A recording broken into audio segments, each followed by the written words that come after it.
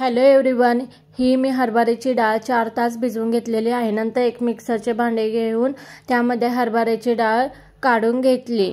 नंतर त्यामध्ये 2-3 हिरव्या मिरच्या घातल्या, थोडे चवीनुसार मीठ घातले आणि थोडीशी हळद घालून ते मिक्सरला ओबडधोबड बारीक करून घ्यायचे। नंतर त्यामध्ये खिसलेला आंबा घालून पुन्हा ते मिक्सरला फिरवायचे। अशा तऱ्हेने तयार झाली आपली आंबा डाळ।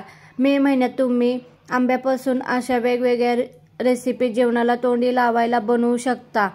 नंतर तडका पॅन गरम करायला ठेवायचे, त्यामध्ये तेल घालायचे। तेल घातल्यानंतर तेल गरम झाल्यामध्ये त्यामध्ये थोडीशी मोहरी घालायची, थोडासा कढीपत्ता घालायचा, थोडे जिरे घालायचे आणि त्याची फोडणी ह्या आंब्या डाळीवर ओतायची।